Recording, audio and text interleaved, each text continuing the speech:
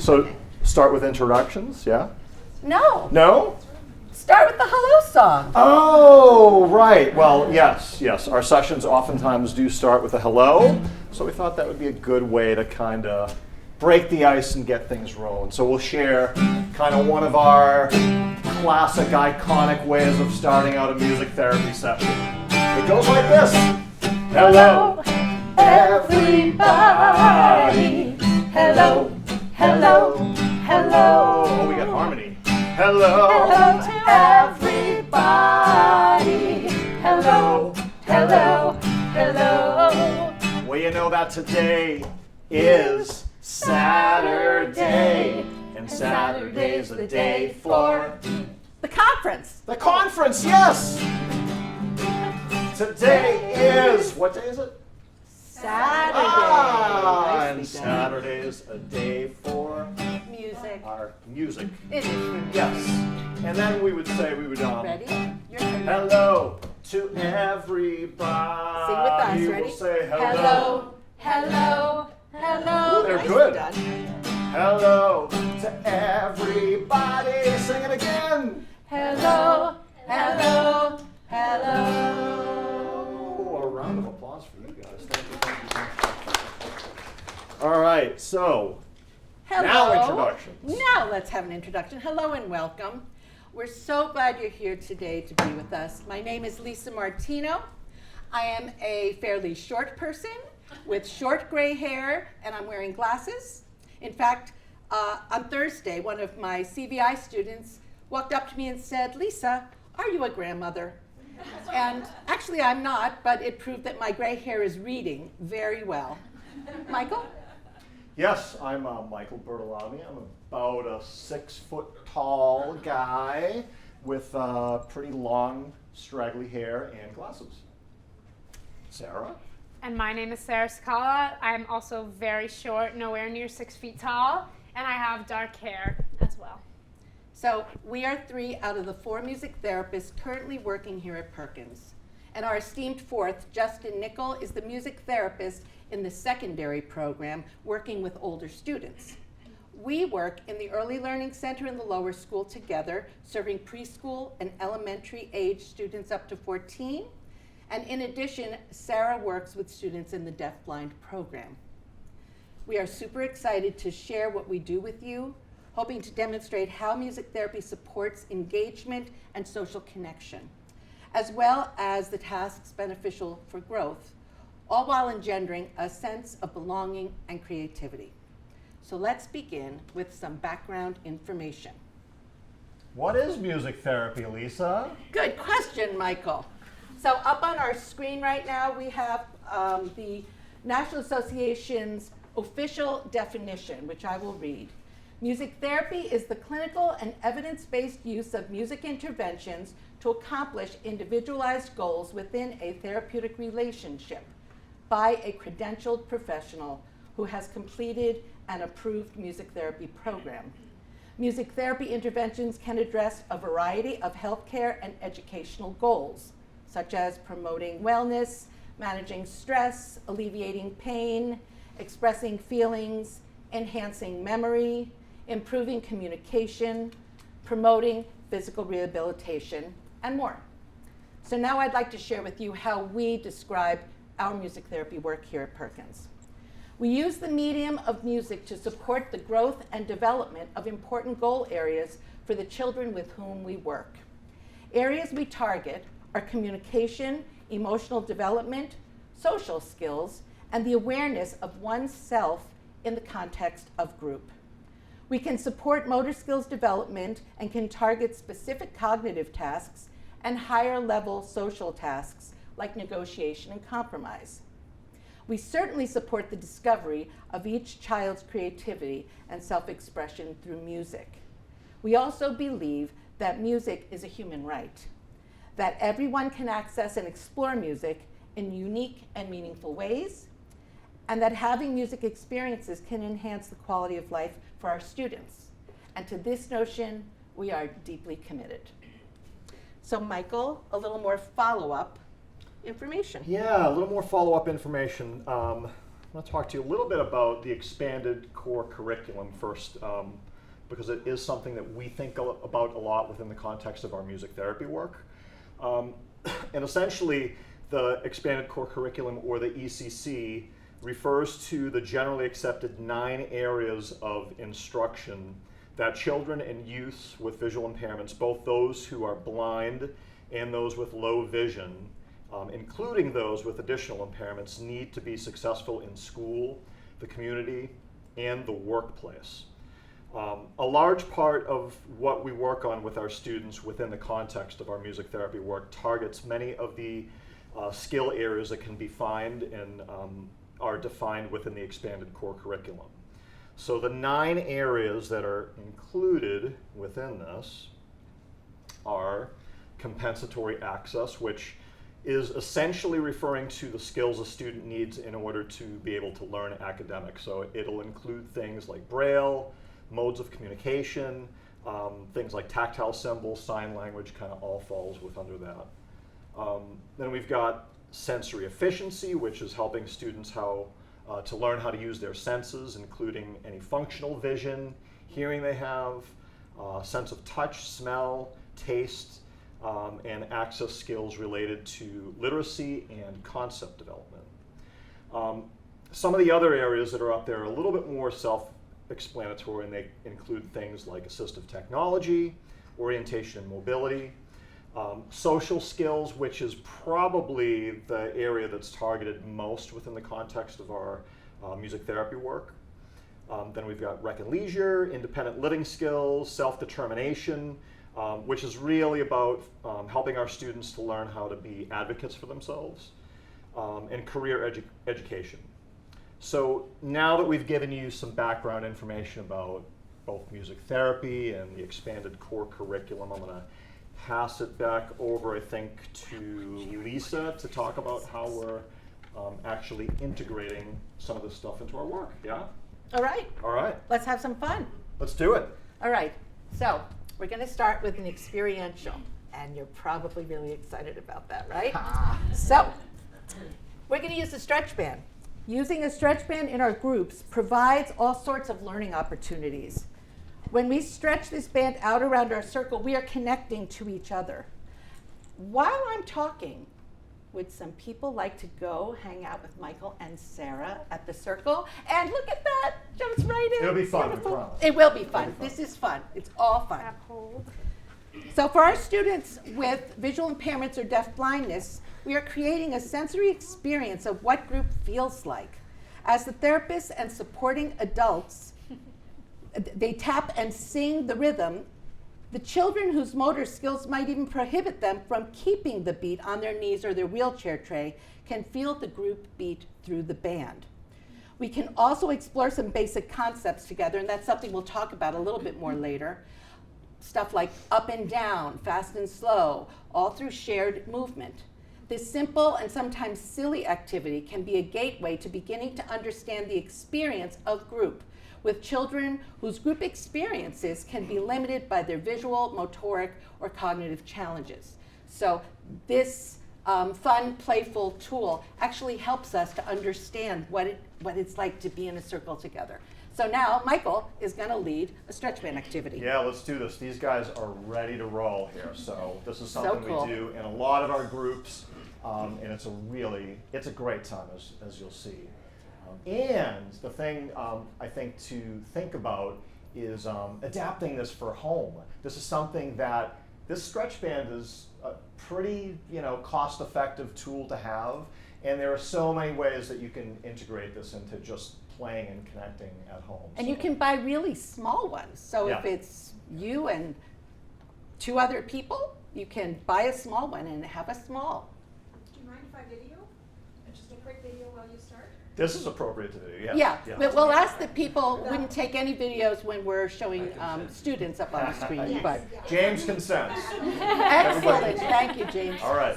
If my little guy would struggle holding on to something, is hand over hand appropriate? for this Hand too? over hand or hand under hand, Okay. where you go underneath his hand. Also, Great sometimes question, yeah. sometimes the adult might have their hand close by so that they're having the sense of it, even if they're, Michael's talking about hand under hand. Okay. It's so that we're not actually grabbing and telling the Right. hand what to do, but letting Okay. your child feel the beat without being forced. Okay, cool. And some kiddos who can't grab it, yeah, feeling it hit their hand is also another option I use with some kiddos as well. Okay, cool. All right, let's do this. Everybody ready? All right, Ready. follow me. We're going to get a beat going on the count of 1 and 2 and 3. Here we go. We're gonna tap, tap, tap it all together in the music. Together in the music. Feel it tapping today. We'll feel it tap, tap, tapping all together in the music. Everybody feels the beat today. I think we got it. We so. can tap, tap, tap it all together in the music. Together in the music. Feel it tapping today. We'll feel it tap, tap, tapping all together in the music. Everybody feels the beat today. Hey, now follow me. Let's stretch it way up, up, up, up, up, up, up, up, up, up, up, up, up. Oh yeah, we'll stretch it way up high, and then you know that we can bring it back down. If that felt so good, I think we got to do Felt it really again. good. One more time, everybody. We'll stretch it up, up, up, up, up, up, up, up, up, up, up, up, up. Oh yeah, we'll stretch it way up high, and then you know that we can bring it back down. Hey, then here we go again. Let's get it. Tap, tap, tapping all together in the music. Together in the music. Feel it tapping today. We'll feel it tap, tap, tapping all together in the music. But then we'll get ready and stop. You know, Sarah, Yeah, Michael. do you think that we should do more? Should we I keep think this we thing should do going? more. I think we should do more. Hey, Anybody else Michael. think we should do more? I More. wonder. Let's do it. Let's do it. Here we go again. 1, 2, 3. Again, we'll tap, tap, tap it all together in the music. But then get ready and stop. You know, I wanted to ask James a question. James. Would it be Jim? It could be Jim. Yeah, Jim. Thanks for correcting me. We stopped, but I thought it might be fun if we either sped it up and went really, really fast, or went really, really slow. What do you think we should do? Big decision. It's a tough call. My wife always says I play too fast, so we should go slow. Okay, let's slow it down, you guys. Here we go. Let's tap it so slowly, so slowly, and then we'll stop. A round of applause for all of our volunteers. Thank you all. So there's a lot of, as you can see, just, I mean, from that we could keep going and spin this a whole bunch of different ways and kind of embed a lot of different things, both in terms of the interaction component of it, but then concept development, and we'll talk much more about that later. But thank you all. And we forgot, but for anyone who is not seeing the screen up here, we just wanted to make sure we point out that the screen, it actually has little kids who have the stretch band, reaching the stretch band, but they have it around their back. So everybody is inside the stretch band for the activity that is being shown on the screen right now. So I think, Sarah, this is you. I think so. All right, so on the screen we have another image. In the image we have a music therapist sitting with a young boy, and she is resting the guitar on his lap, and they are signing hello to each other in ASL, and they're smiling. So music can play a really essential role in building relationships, not only between client and therapist, but as well as peers in a social setting.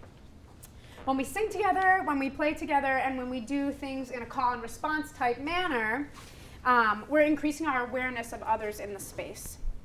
We're having musical conversations, and we're having to pay much closer attention to who's with us, right? When we're calling and responding and doing all those kind of models of that kind of work.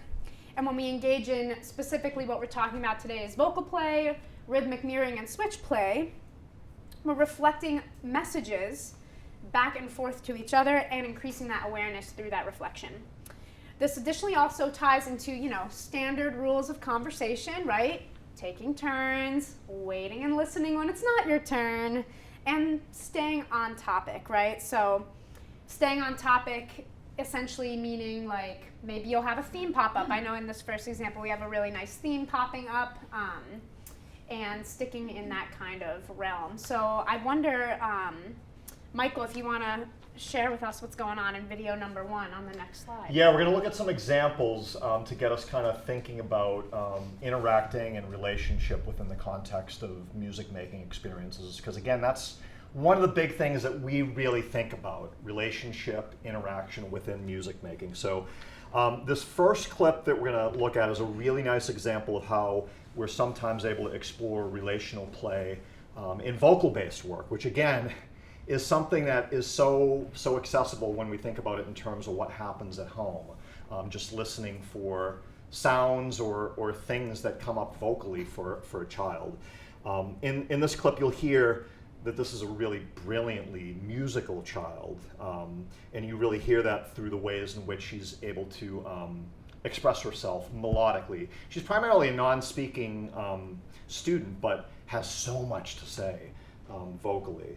And then her reactions to kind of hearing her vocal melodies being reflected and then built upon within the music becomes the catalyst for what becomes a rather lengthy exchange of relational music making and dialogue. So again, as you're kind of watching this clip and the other clips, think about this in terms of your own students at home and opportunities where you might be able to play with this a little bit, where a child vocalizes. Sometimes it can be very exciting to reflect that back and to get into a back and forth. So let's take a look at this with Alexa. I should have been careful saying that in case there are any like Alexa devices.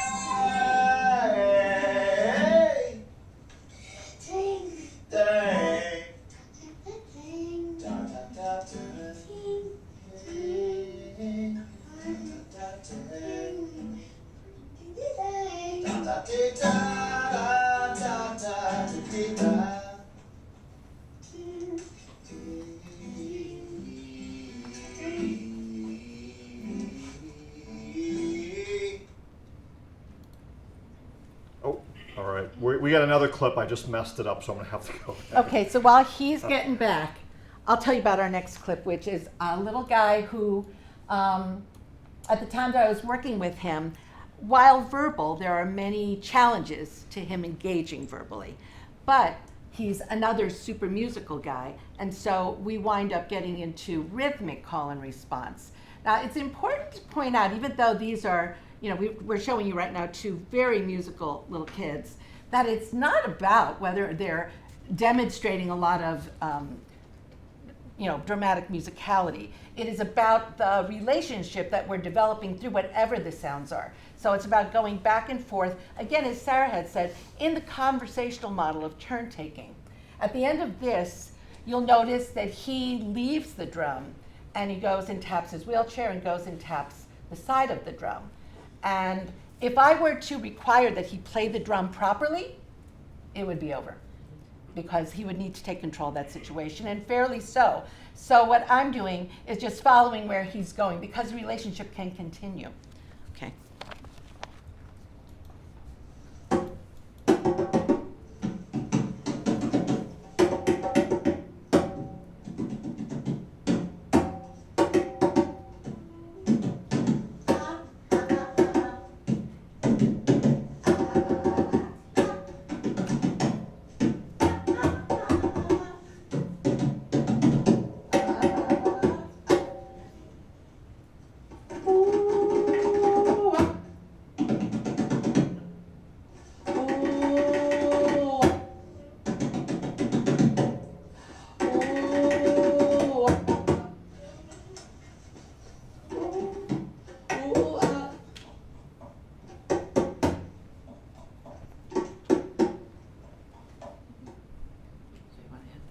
also, you can't hear it, but he introduces voice, which is why I then bring my voice in to work with him because he's giving me his. Okay, Sarah. All right, so in the next example, we have something a little more different than the last two we've seen. This student is much younger, a lot of neurological stuff going on, and he's also nonverbal, but he does, in this clip, you're gonna watch a little example of how we might use augmentative and alternative communication devices in order to kind of engage in this call and response, back and forth type model in music. So in here we have a song, and it's a very, very familiar routine activity for this student. And I purposely leave space in the song for him to then reach out of his immediate space to engage with that AAC device, and he'll make music through that. So he, once again, required to reach out of his immediate space in order to do that. He's required to have kind of this awareness and attention involved in order to, like, oh, I hear the space, now it's my turn. So this is Judah. Go, go, Judah, can you play? Go, Judah, you can play. Go for it, man. Hit that switch. Reach, reach, reach.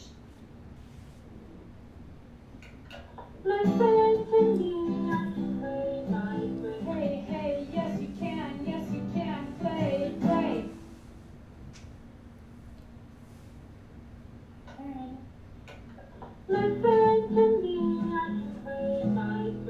Hey, yeah. Hey, we made some music with our switch today.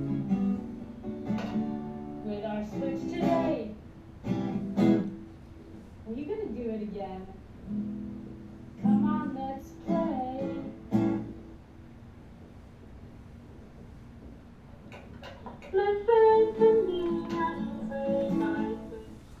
So, 3 different examples, but with a really common thread.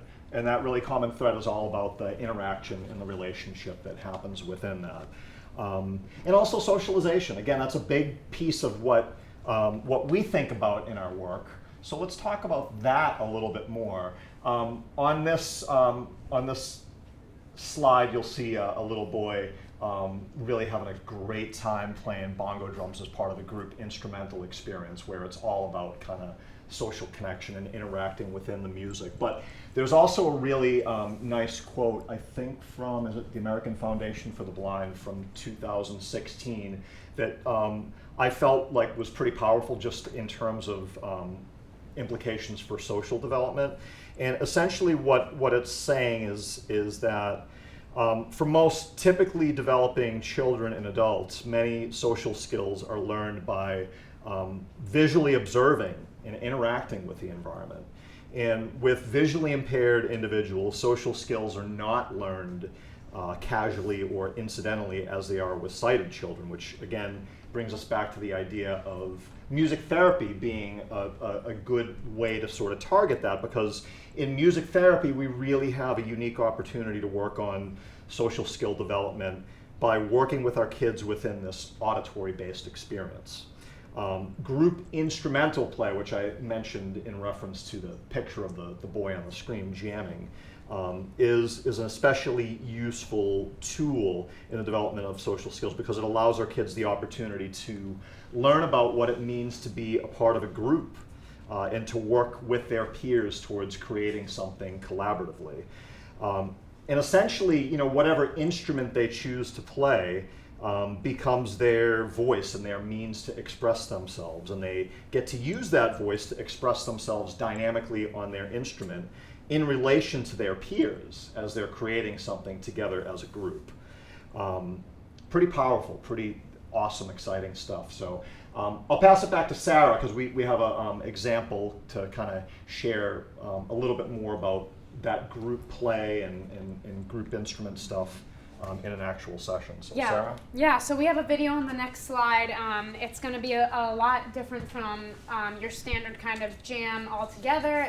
We're passing the beat around a big drum, so it's me and 3 girls passing playing on the same drum, and we have a song that we're playing together, and then we're taking turns, and it requires, the way the song is laid out is requiring the girls to offer turns to their peers in that space and pass the beat to their peers. So that's another way to socialize in that group experience, right? Hey, so-and-so, it's your turn, and inviting them to play as well. So let's check it out.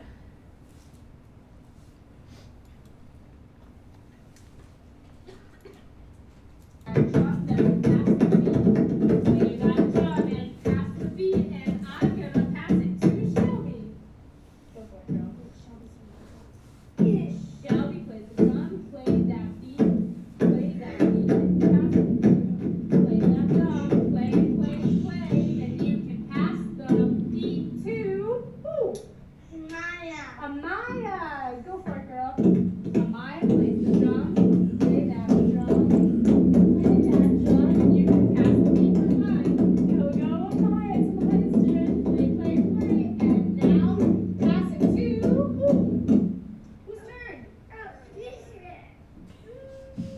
Elizabeth wants a turn. She said, Elizabeth, you want to pass it to her?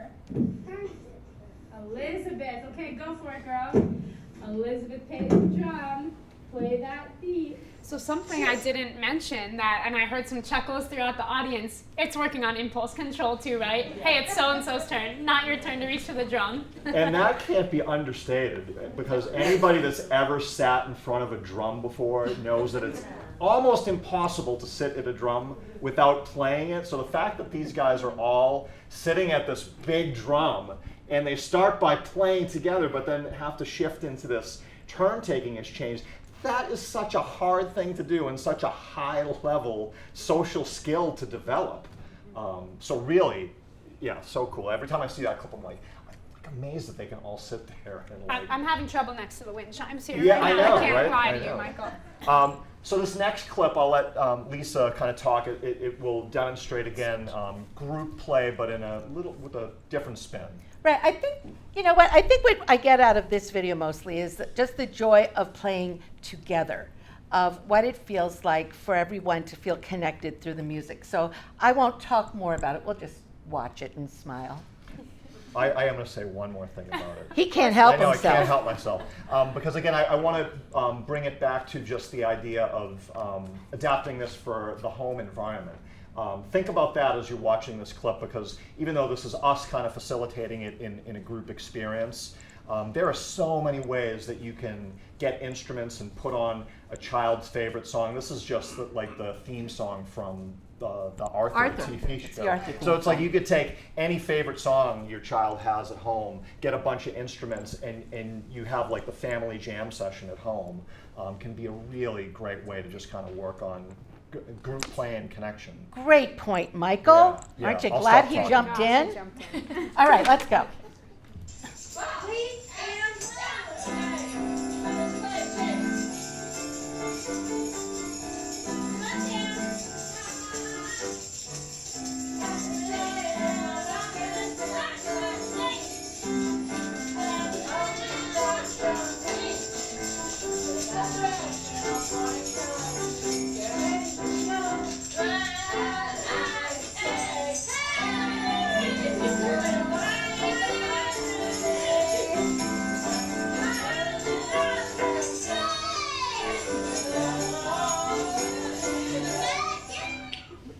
Can't help it, right? You just have to smile at them. It's so beautiful. A lot of joy, and a lot of fun to just play instruments as part of a group. So I think we'll move on a little bit to talk about another component, another thing that we think about a lot in our work, which we mentioned earlier, concept development, developing concepts within music therapy. Big focal point of our sessions. I think we're going to make choices. Oh, we are. Wait, I'm jumping ahead. We're gonna make Hold on, let me choices. pass it to Sarah first to talk about choice making before we talk about concept development. Do we want to pass these around? Checking them out. All right. Some so of you may have seen these before, tangible visual symbols. So while Lisa kind of passes, skipping you've you. never seen them. You're not No. familiar. No. Okay. While Lisa kind of shows you guys what those look like, I'm going to get into this idea of choice making. There are many opportunities in to make choices in the music therapy setting. This does fall under that compensatory access piece from the expanded core curriculum we looked at earlier. And our students make choices in a variety of ways. One of these ways you're seeing with Lisa, she's passing around these symbols. And actually, I meant to mention, we do have an image on screen. It's a young girl, and she is checking out actually the two symbols that are going around, the wind chimes and the kabasa, and she's exploring it with her hands. This student on screen has no vision, so she's exploring those with her hands. So, and she's making a choice in that way, and she actually did choose the wind chimes. So you'll see that she's kind of veering towards the wind chimes piece. But essentially, the idea is our students can make choices anyway, right? So whether that be done through facial expressions, right? You're smiling. I think you want that instrument, right? Vocalizations, eye gaze. Maybe they're looking towards the instrument. Maybe they're reaching for the instrument. So a lot of bodily movements they might be doing. This can also be made through these symbols or even whole objects. Sometimes with kids, I'll even just stand there with two instruments and they'll reach for one. And also AAC devices, so those augmentative and alternative communication devices. Choices can be made through there as well. So we definitely all get to make choices indeed, right? So that's a bit on that. And it does, like I said, support compensatory access in the ECC. So students are first reaching out of their space to make their choice, whether through symbols or whole objects, perhaps. And it also provides them the opportunity to communicate their preferences. And it helps us get to know them better. Like this lady, she's a wind chimes gal. She's always going to pick those wind chimes. Maybe she'll surprise us one day. But it does give them that opportunity to tell us what they prefer, no matter how they communicate, which is the whole idea. So in the following video example, I don't know if you want to talk about it or you want me to kind of explain?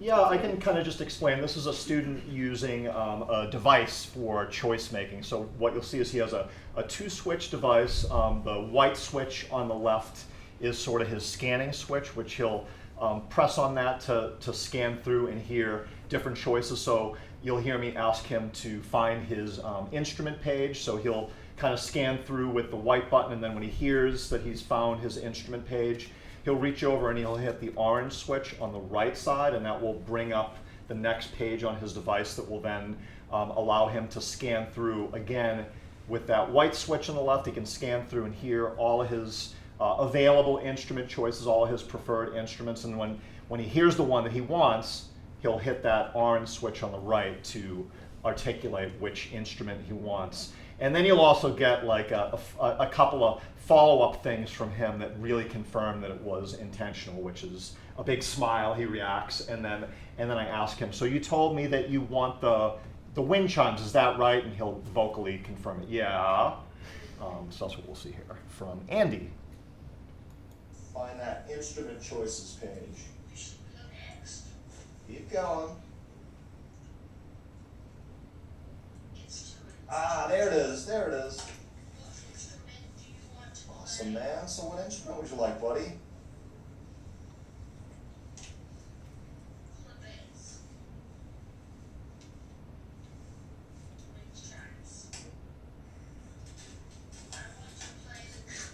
You're gonna be the wind chime guy today, huh?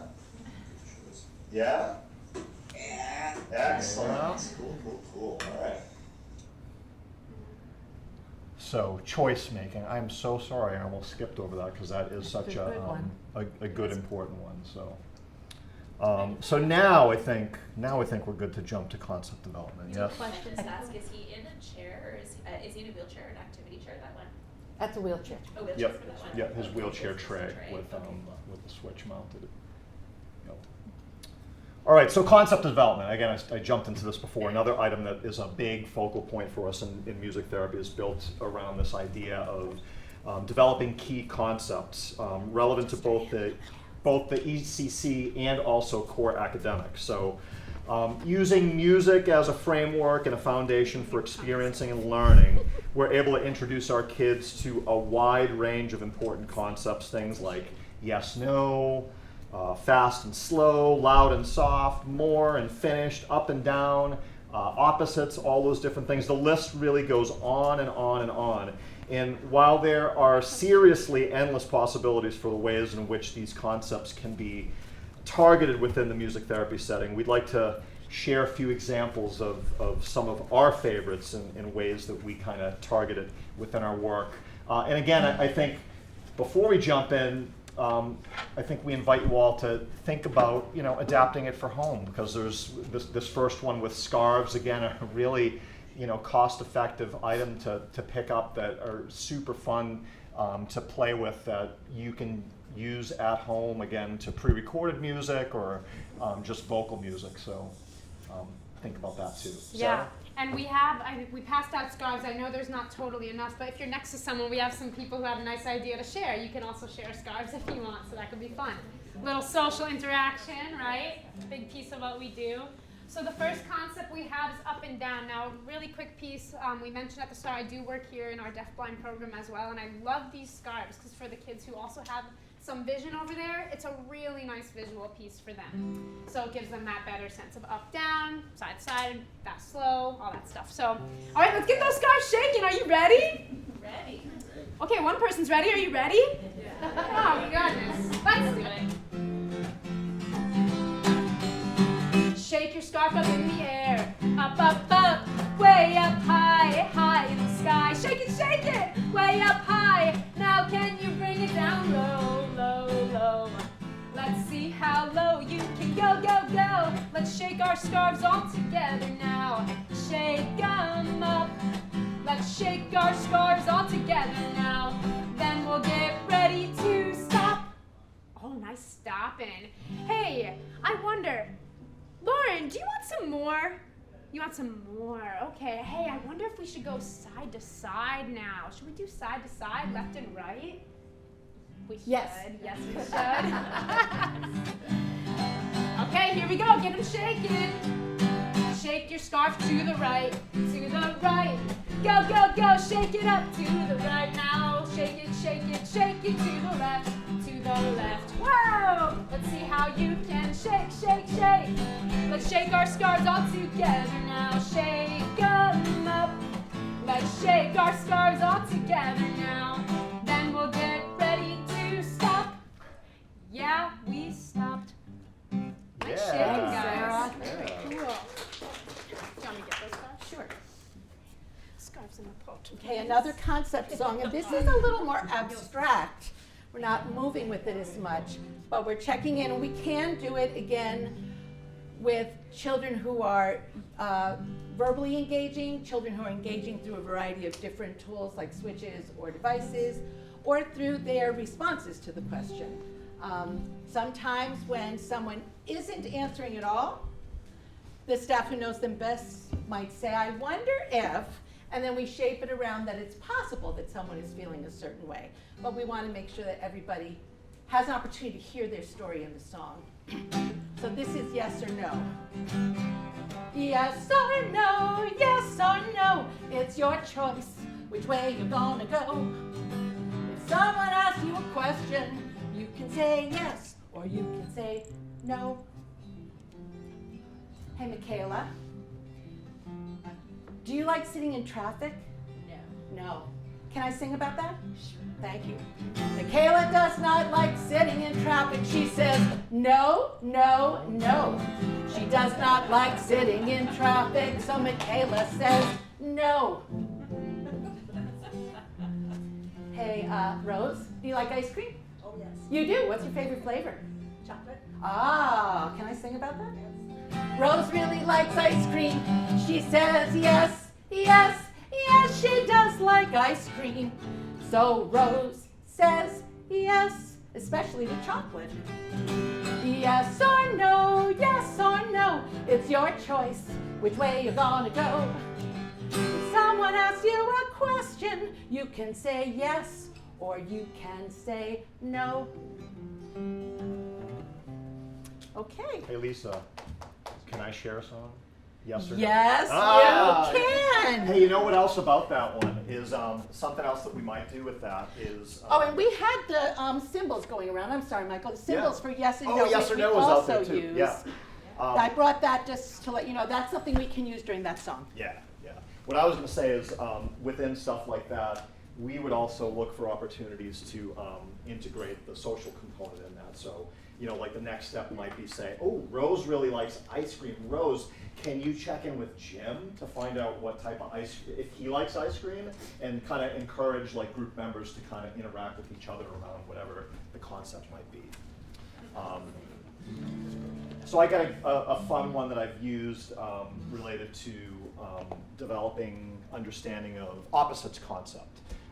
So again, with all of these, I think one thing that we think about is who our target audience is. So there are certain things that we may use with a certain type of student that we might not use with another type of student.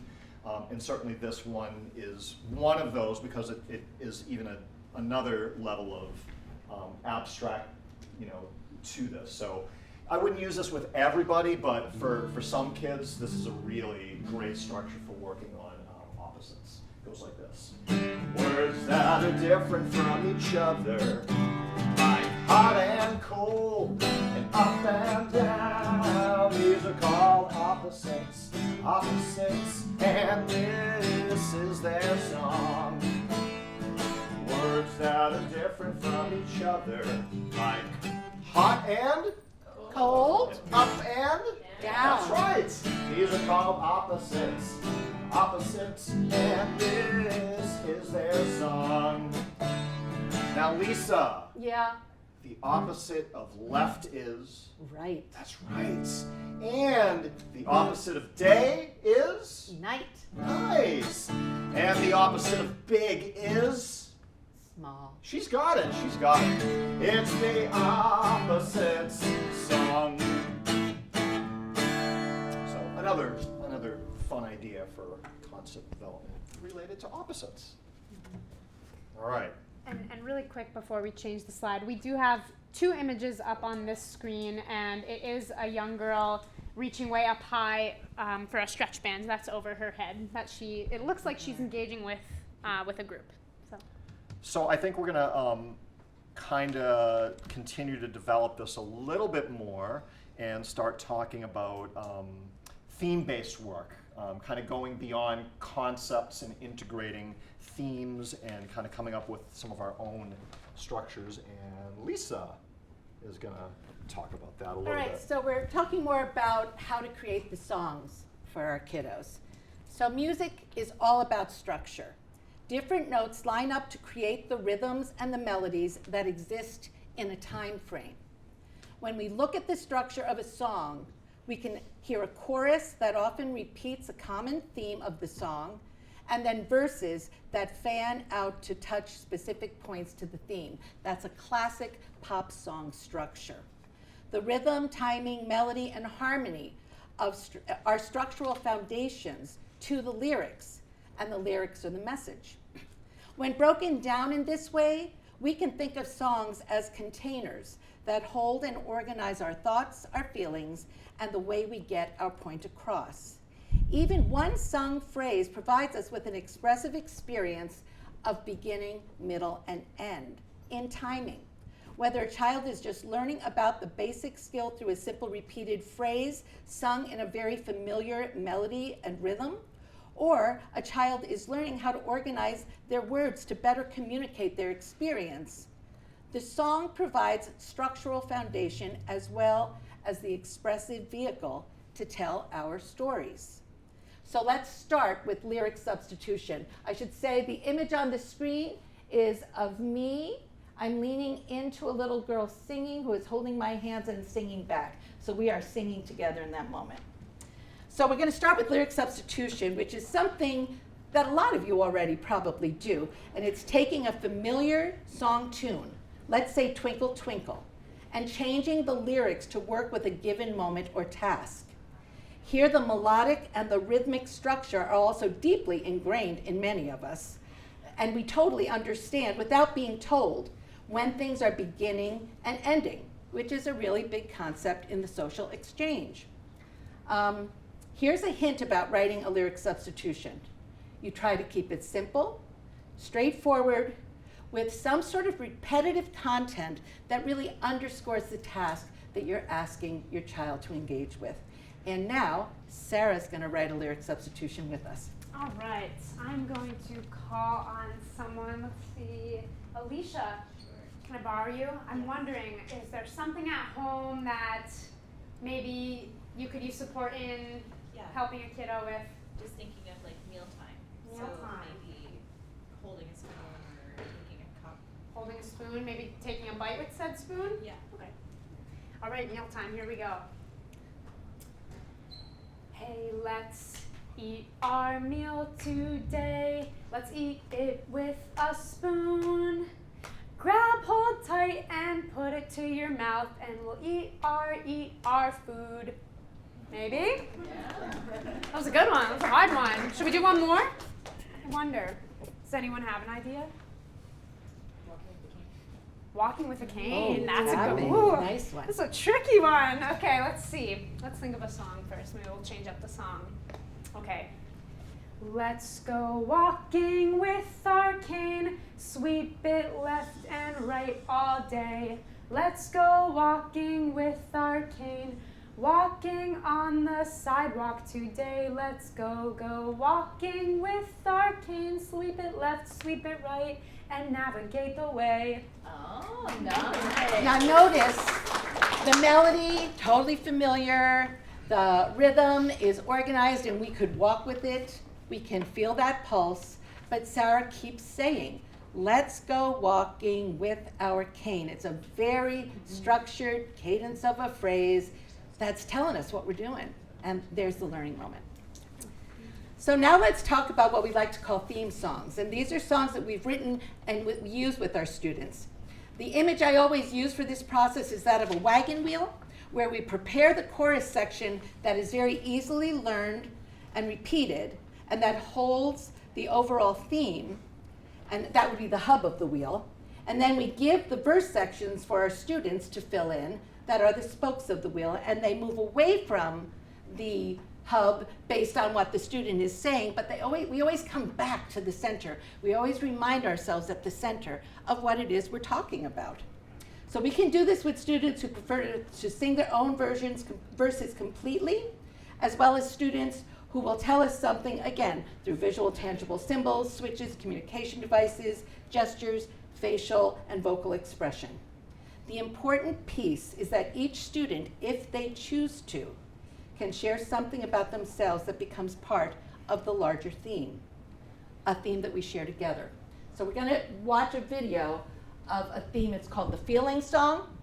The first little one is using Mayor Johnson pictures. The second one is using a device. And the third one is using his words.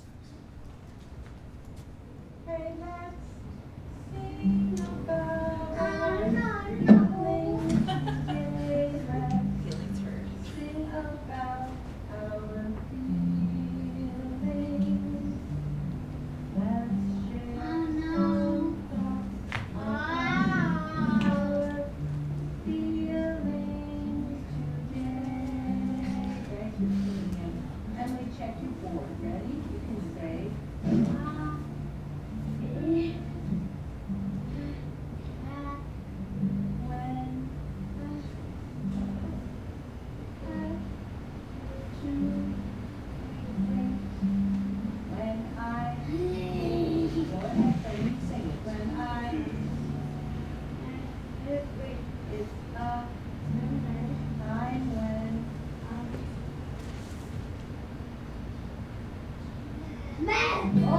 When I have to wait, it's a time when I feel mad.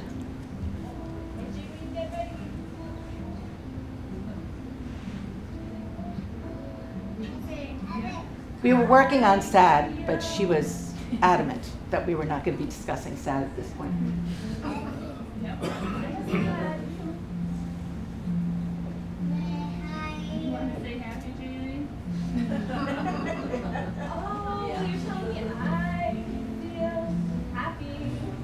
when I get to play hide and seek.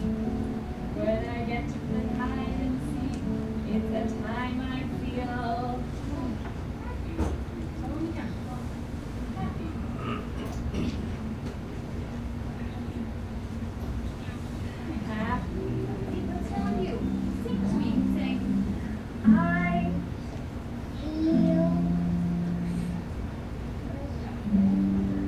frustrated.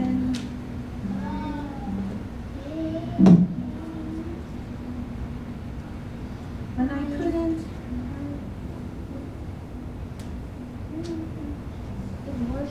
When I couldn't find Big Marshall. When I couldn't find.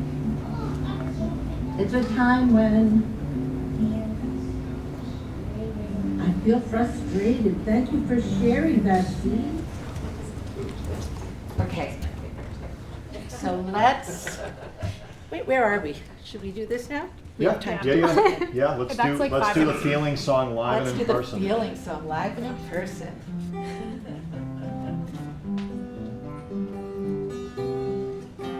Hey, let's sing about our feelings today. Let's sing about our feelings. Let's share some thoughts about our feelings today. Hey, Alina, how you feeling? Nervous, You are? Do you know why you're feeling nervous? because I got called on. Ah, can I sing about it? Yeah. Great. Hey, Alina is feeling nervous because she got called on now. Because she was called on in this song. That's a reason why Alina feels nervous. Thanks for telling us, Alina. Thanks for sharing your feeling. Hey, we sang about our feeling today. We sang about a feeling. We shared a thought about a feeling today. Thank you, Alina. I know that was nerve-wracking. Thanks for asking about my feelings. Well, you know what? That's what we're hoping does happen, is that when a child is invited to say how they're feeling, and then invited to hear it come back in the song and acknowledged, that is a significant place emotionally for them to be heard. So this, not only are we working on affect language in terms of concrete language structures for conversation, but we're working on that sense that when we have a feeling, we're heard, and that it's important to be able to share and be heard. So that's that. Yeah, and that really can't be understated. I mean, being able to express one's feelings, I mean, it's such a big life skill. I mean, a lot of grown-ups that have difficulties with that, so can't be understated. Some of our theme songs, though, do kind of just come spontaneously, just based on discussions about what's happening that day, or like even like preferred topics that students like to think about. So there are lots of ways that you could, you know, again, think about it at home, just in terms of where your child's interests might be. And I think this song I'm going to share just came from a discussion that happened in group one day about kids that were out and about, walking around and talking about what they had experienced. And like, oh, that would be a great theme for a song. So let's turn it into a song about going for a walk. We're gonna sing about going for a walk today. Going for a walk. Yeah, we can sing about going for a walk today. Now I wonder, oh yes, I wonder where we could be. Hey, let's pretend like we're walking somewhere. Let's sing about going for a walk today. Going for a walk. Yeah, let's sing about going for a walk today. Hey, now I wonder, oh yes, I wonder where we could be. All right, I wonder where we are walking to. Let's see. Where do you think we should take a walk to? The beach. Oh, that's a big boy. one. Love the So beach. many of our All kids right. say that. Hey, yeah, maybe we could take a walk to the beach. And I might ask a follow-up question. What's something fun that we can do when we get to the beach? Ooh, and when we get to the beach, yeah, we can feel the sand under our feet. And again, I could start thinking about social stuff within that. I could ask for you to check in with somebody else, find out if Lisa likes walking to the beach. What does Lisa like to do at the beach? Bunch of different ways we could start to kind of embed the social component within that. Lisa, do you like the beach? I do like the beach. I love the beach. So another example of themes. So I think from here we're going to move to talk about instruments, yeah? Yeah, and I want to say we're going to pull out some stuff now, and there will be more noise in the room. So if anyone feels sensitive to sound and wants to step out of the room, or if there's a baby that's going to wake up, we understand if there needs to be any moving, because we're pulling out found sounds, and then we're going to mess around with some instruments. So we want to just be sensitive if anybody finds that uncomfortable. Okay, so thinking about instruments, I think we'll start by just saying that when it comes to finding instruments, that there are the traditional instruments that we all think of, like drums, handheld instruments, percussive instruments, but beyond the obvious and more traditional options, there is less traditional possibilities. And one of the less traditional possibilities that we love to use is the iPad or a tablet, mainly because there are really so many fantastic music-making apps that are available that open up wonderful and new opportunities for musical expression and play for our kids. In a sense, having an iPad or a tablet is almost like having a whole orchestra or a whole pool of instruments in one relatively small devices. I think the big thing within a lot of these is the accessibility piece. A lot of the music making apps that are out there are really easy to operate and really accessible to anyone and everyone, regardless of whether or not they've had any musical training or experiences.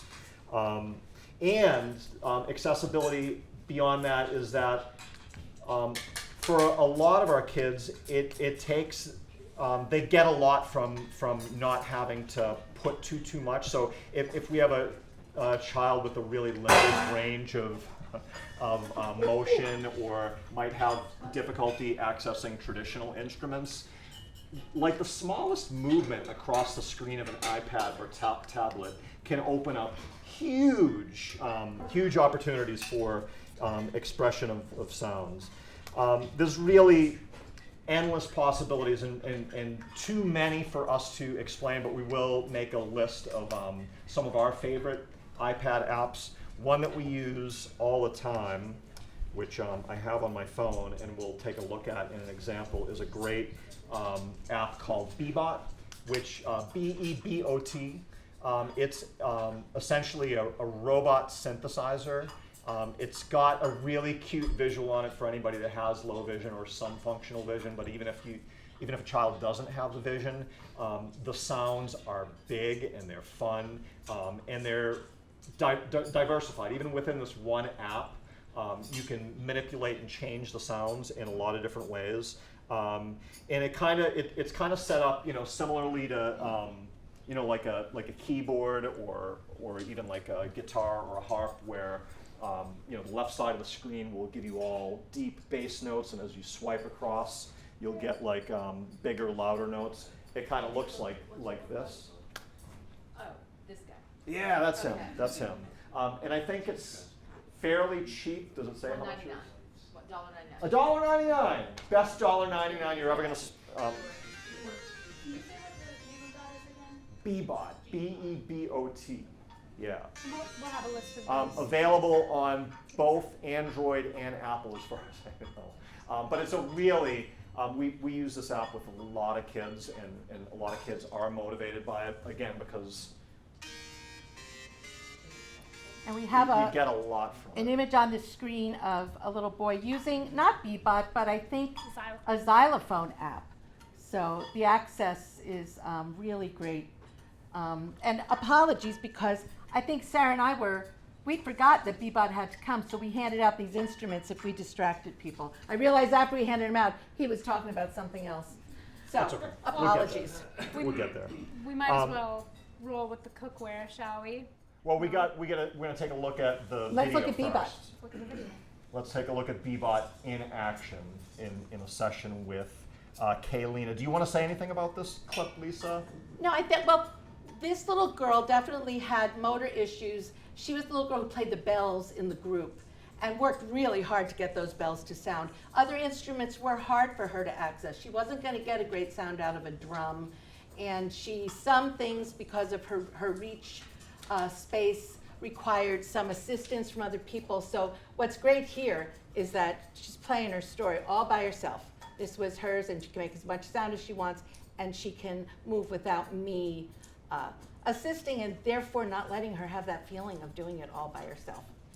Yeah, and just again, like the idea of she gets a lot from this, and you see it right, like in her reaction to hearing it the first time. She's very excited by, oh, like this is something different. You know, it goes kind of beyond. You know, all the traditional instruments are great and everything, but there's something different that you get from an app like Bebop that you're just not going to get from, you know, playing Jingle Bells. So it's nice in terms of opening up possibilities for a different way of expressing yourself musically. Take your finger and drag it across. You like that one? Shall we play it? All right.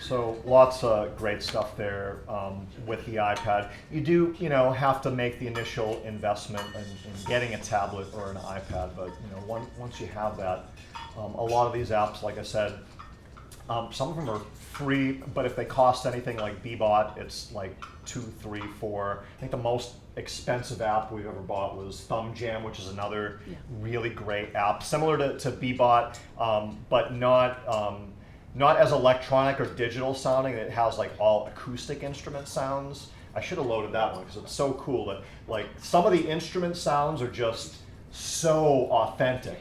What's the name of that again? That one's called Thumb Jam. Thumb Jam. Thumb We Jam, will- like your thumb. Yeah, we'll We're have going a to put list that together we'll something to send go out. on when they post this. We'll have a list of tips and takes from this that we'll post so that you can have resources as well. But it has all of like orchestral instruments, like the cello sound on Thumb Jam is like spot on. Like if I played it and you all closed your eyes, you'd swear there was a cello in the room. It sounds so good. All the wind instruments, like it's like almost like you hear the breath going into it. They sound so good. So yeah, the tablet, iPad's great for stuff like that. But this is our tie-in now to the found instruments. You can really use anything to make music and have a good time. So if you don't have a tablet, if you don't have the traditional instruments, there are ways that you can manipulate and modify and adapt things that you have at home to have a good time making music. So I think we're gonna experience what that's Yeah, like. and before we get started, just to remind people, there are some big metal pots in the room now. So we'll ask people to control how, I know the enthusiasm is going to be there, but just to control the sound so that we can work in the space together. And I do see some fidgeting. I'm impressed with the impulse control, right? It's hard to Really keep it good. still, yeah. But yeah, going into that, kind of based off what Michael said, what if you're also not musical? What if you don't know how to play the guitar? And all this might feel like a little more overwhelming about providing that access to your child at home. This is a great way. So I'm going to cheat a little bit. I stole the claves off the table, so I'm going to cheat a little bit to keep the beat. But a found sound is essentially, it is a sound from an everyday item that's used in a creative, musical way. So, I mean, you'll see, like, we grabbed salt shakers from our kitchens, and so let's play together. Let's jam. So let's do it. Here we go. Hey, hey, we're gonna play that beat. Yeah, can you play that beat? Nice music. I think you got that beat. Hey, come on and play with me. Yeah, I think you got that beat. And we can play together today. Hey, hey, if you're happy and you know it, play the song. If you're happy and you know it, play along. If you're happy and you know it and you really want to show it, if you're happy and you know it, play the song. And now, get ready to stop. Wow. There we go. All right, On nice the money. job. On the money. Okay, So yeah, you can Michael. make music with anything. I mean, like I said, we have a measuring cup Yeah. over there. Do you So wanna move this over? providing access within the household. So you collect, I and will we're going collect. to set up, because the next thing that happens is we're going to the real instruments now, gang. So we're going to, here, I'll lift. Ready? Oh, my We're ears. going to That's good. have a progressive instrument jam. And the way we do this with our students is we let them choose out of a collection that they can play with their peers in a very organized and structured format. And Michael's going to take the lead on this, but we want to invite people who'd like to play with Michael to come up and take an instrument. And then Michael will explain how we set it up with our students. It's really fun. You should come up. It's really, really fun. Yeah, come on. It's really, really fun. It's really fun. Oh, see? I was providing opportunity. Nice. Two more Lisa- seats. Come on. Oh, we got someone else to Lisa, play. tell them it's fun. It's really, really fun. Am I being repetitive or something? No. It's like so fun. See? Peer pressure. That's it. One more person. We got room for one Oh, more here player. we go. Come grab something you'd be interested in playing with. Michael, tell us what we're going to do. All right, so this is a activity that we do with a lot of our students, and basically it's just the idea integrating a few different things, the social component, also kind of impulse control, group awareness, all those kind of things embedded within it. If we were doing this at a group at school, the instructions I would give would probably be, something to the effect of, we're going to build music together. You're going to keep your, did you get an instrument? Oh, grab it. Oh, come grab your instrument. What do you like? Pick an instrument. Still some good options Yeah, over there's a there. lot of good options. Big drum fan. So what I would say to our kids is that, we're going to build our music progressively. I'll start the beat, and I'm going to invite people to come into the jam one at a time. Students I would call out by name, but for the sake of making it easier, what I'll do for all of us here today is I'll ask you to keep your instrument quiet until I point to you. Once I point to you, that will be your cue to come join the music. When you jump in, an instruction I would give to our kids is you don't have to copy what I do, you don't have to play what I do, but you should be listening to what I do and just making sure that what you play fits in with that. So it shouldn't be louder, it shouldn't be softer, it shouldn't be faster or slower. We want to all blend our music together as a group.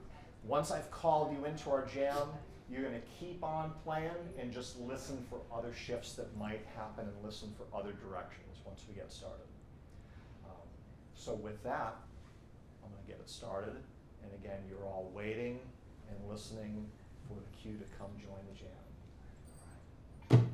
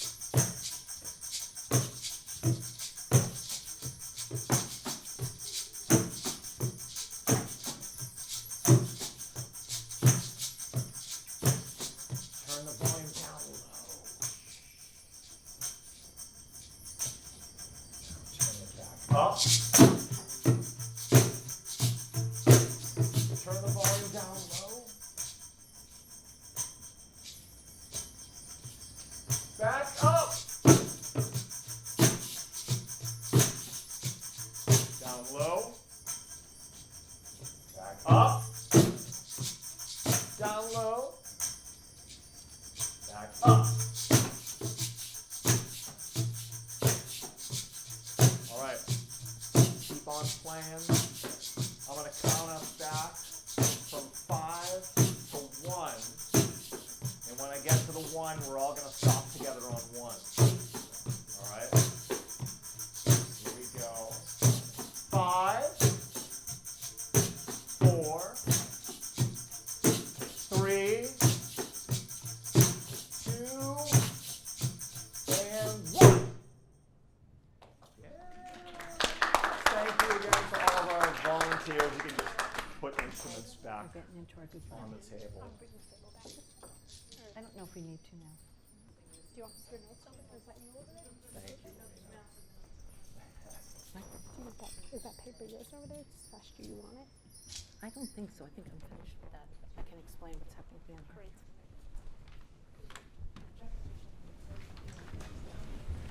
We got goodbye.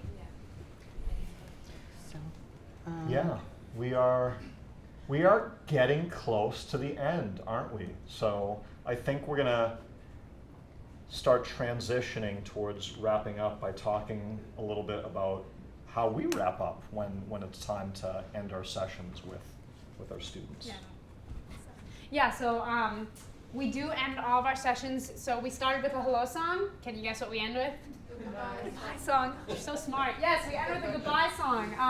And having a goodbye song to end the session is a really important ritual for our students. It's preparing them that it's time to move on to something different. Transitions can be really tough for some of our students here, so this is a really nice way to get them ready for that. And it's also a really nice way to get that social interaction piece again, less with the group, but more with client and therapist, right? We're saying goodbye to the experience of making music together. So we will play a video. This is, you'll see this young girl, she's engaging in the goodbye song and she does use her voice, so this is Head On.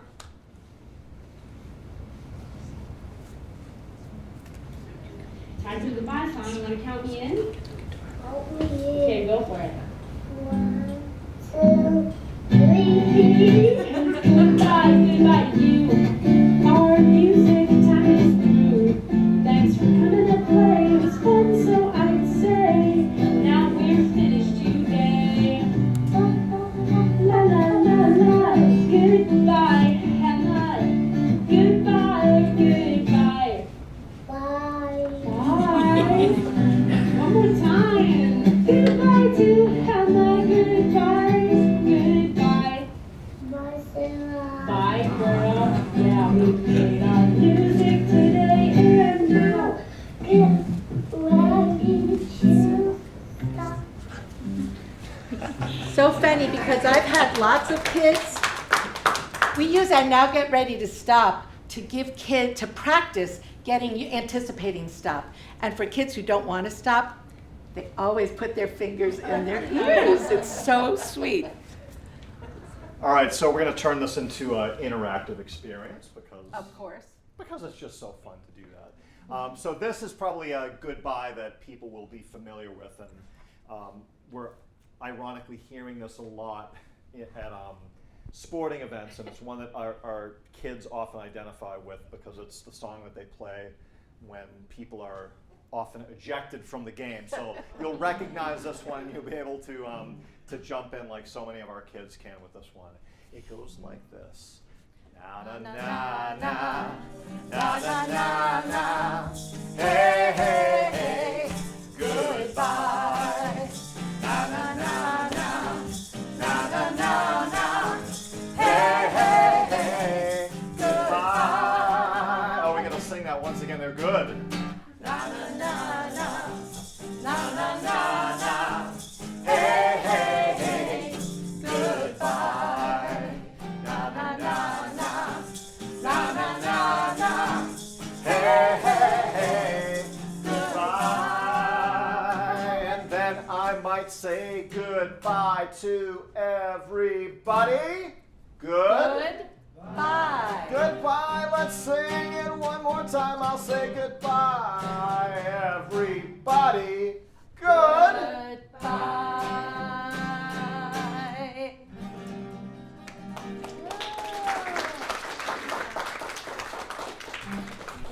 So we are at the end. We are finished. And if you have questions, we can take a few questions.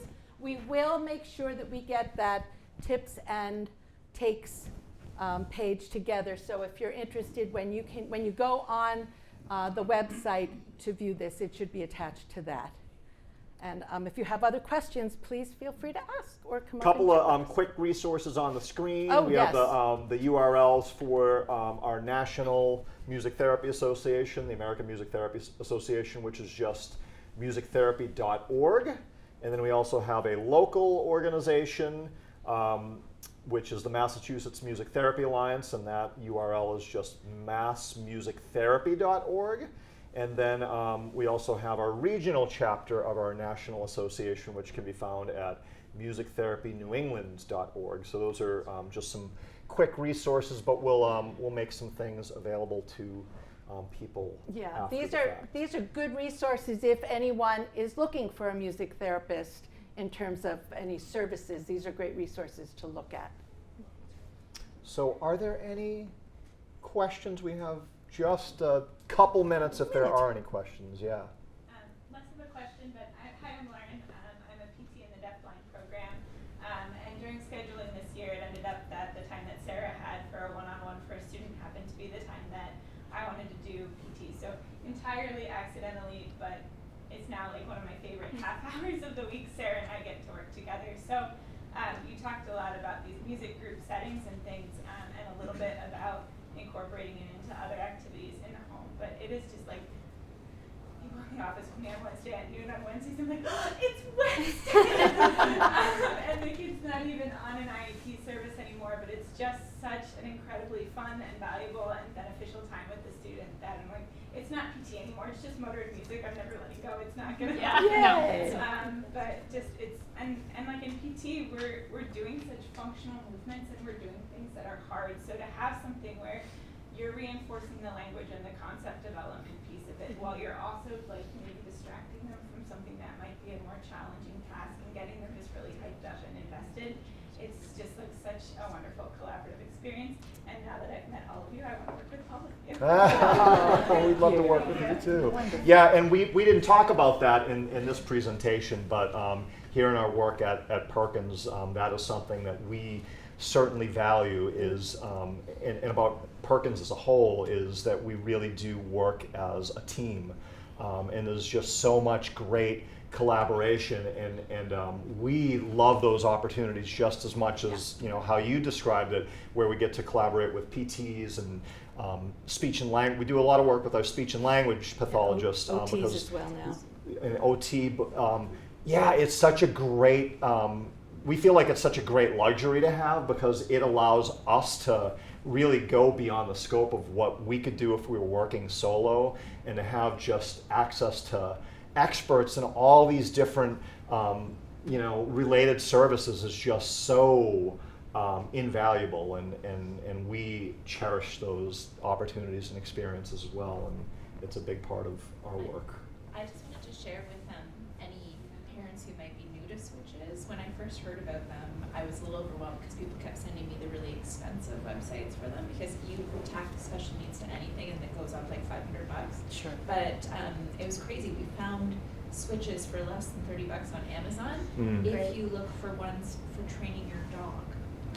Wow. Oh, I've seen those, the And it's little, like crazy. And yeah. you can they cost less before the dog fed, because I bought them for my dog before the price went up. But learning resources as a whole bunch of different toys and stuff. They're great for like tactile toys too, and like learning like gross and fine motor skills. And they have a set. The quality's not super great for recording, but I think it's usually, like you said, like $25-30 for a set of 4. Amazing. Well, that's a great the tip. ones I was getting from the OTs were like $200. They are expensive, it's true. But that's a great tip, so we're getting tips from the audience now. Yes, That's a love good that. one, thank you. Anybody else have questions or anything they want to check on? I just have a comment. Thank you for the concept development for me. My kids are preschool medically fragile, 3 years old, so they don't have a lot of understanding of concepts, but to teach them you show me how to teach the vocabulary, too, is not through, whether it's the feelings. That's hard to teach to a 3-year-old who can't communicate or make a choice between, okay, you decide are happy even if it's in front of them. So to really concretely teach that through song is going to be huge for my class. Thank you. Yeah. They Thank love you. music. Daniel Tiger has a lot of really good feeling songs too. Okay. Highly, highly Yeah, recommend. the tiger. Okay. All right. Okay, well, thank you so much. Thank for you, your everybody. time. Thank you. Oh, we have one more, sorry. One more. Sorry, I just wanted to acknowledge how much I really appreciated each of you asking people about their permission, asking their autonomy and respecting that, because I think when we work with kids or we have kids that need help in a lot of areas, we forget that that can be intrusive to them. So I just was so happy in all the ways that you respected our autonomy and our students. Awesome. Thank you. Thank you. Yeah. Thank you, everybody, for coming today. It was a pleasure.